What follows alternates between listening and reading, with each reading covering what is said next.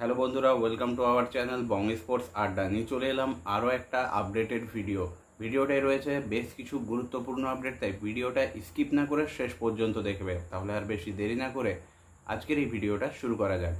প্রথমে কথা বলবো চেন্নাইন এফসিকে নিয়ে। চেন্নাইন এফসির গোলরক্ষক দেবজিৎ মজুমদার যে ইস্টবেঙ্গলে যাচ্ছেন তা তোমাদের আগেই জানিয়েছিলাম। আজ কিন্তু চেন্নাইন এফসির তরফ থেকে এটার অফিসিয়াল কনফার্মেশনও চলে এসছে। চেন্নাইন এফসি আজ কিন্তু অফিসিয়ালি দেবজিৎ মজুমদারকে বিদায় জানিয়ে দিয়েছে। এরপর সোজাসুজি চলে যাব মোহনবাগান সুপার জায়েন্টের আপডেট নিয়ে। ইয়ান নাসিরি এবং নামতের মোহনবাগান সুপার জায়েন্ট ছাড়াই বেশ কিছু মোহনবাগান সমর্থক কিন্তু হতাশ হয়েছিলেন। যদিও এরপর আমরা দেখলাম মোহনবাগান সুপার জায়েন্ট কিন্তু দিব্যেন্দু বিশ্বাসের সাথে 2027 অবধি একটা বড় চুক্তি করে নিয়েছে।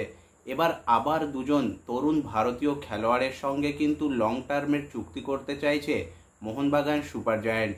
প্রথম যে নামটা সেটা কিন্তু অভিষেক সূর্যবংশী।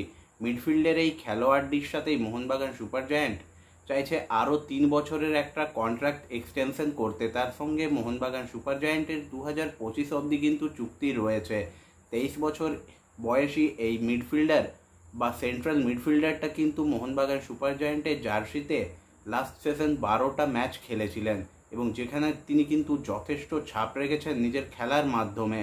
এবং অন্যদিকে দ্বিতীয় যে খেলোয়াড়টির সাথেও মোহনবাগান সুপার জায়েন্ট লং টার্মের চুক্তি করতে চাইছে সেই খেলোয়াড়টি হলো লেফট ব্যাকের খেলোয়াড় আমনদীপের সঙ্গেও কিন্তু মোহনবাগান সুপার জায়েন্টের 2025 অবধি চুক্তি রয়েছে এবং তাকেও মোহনবাগান সুপার জায়েন্ট লং টার্মের একটা ডিলে নিজেদের দলে ধরে রাখতে চাইছে। এই রকমই আপডেট কিন্তু এই মুহূর্তে বেরিয়ে আসছে।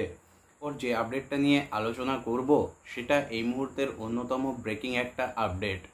কেবিএফসির স্টার প্লেয়ার 2023-24 সিজনের গোল্ডেন বুট উইনার দিমিত্রিয়স ডায়মান্টাকোস, তার সাথে ইস্টবেঙ্গল এফসির কথাবার্তা চূড়ান্ত পর্যায়ে পৌঁছেছিল, এটা কিন্তু আমিও বলেছিলাম।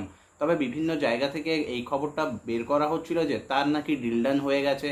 কেউ কেউ আবার তার মেডিকেল টেস্ট, ডিলডান দুটো ব্যাপারকেই জল্পনার থেকেও বেশি ছড়িয়ে দিচ্ছিল। তবে এই মুহূর্তে আইএফটিডব্লিউসি একটা কিন্তু বড় খবর ব্রেক করেছে। তারা জানিয়েছে ডায়মান্টাকোস ইস্টবেঙ্গলের সাথে এগ্রি করলেও বা তাদের ডিলে এগ্রি করলেও তিনি কিন্তু সাইন করেননি, বরং এই মুহূর্তে মুম্বাই সিটি এফসি কিন্তু ডায়মান্টাকোসকে নেওয়ার রেসে অনেকখানি এগিয়ে আছে এবং তারা একদম অ্যাডভান্স স্টেজে কথাবার্তা চালাচ্ছে এই গোল্ডেন বুট জয়ী ফুটবলারটির সঙ্গে।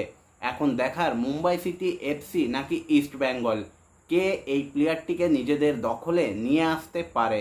প্লেয়ারটিকে নেওয়ার ব্যাপারে এই দুটো দলেই কিন্তু এই মুহূর্তে রেসে রয়েছে। তবে মুম্বাই সিটি এফসি ইস্টবেঙ্গলের হাত থেকে কিন্তু যে কোনো মুহূর্তে ডায়মান্টাকোসকে ছিনিয়ে নিতে পারে। মার্কাসের একটা টুইট কিন্তু এক্ষেত্রে খুবই প্রযোজ্য। তিনি বলেছিলেন এটা খুব আর্লি বলা হয়ে যাবে যে ডায়মান্টাকোস ইস্টবেঙ্গলে চলে আসছেন, অর্থাৎ এটাই কিন্তু এই মুহূর্তে সত্যি হতে চলেছে। এখনও কিন্তু কোনো কিছুই চূড়ান্ত নয় তিনি কোথায় যাবেন, মুম্বাই সিটি এফসি নাকি ইস্টবেঙ্গল।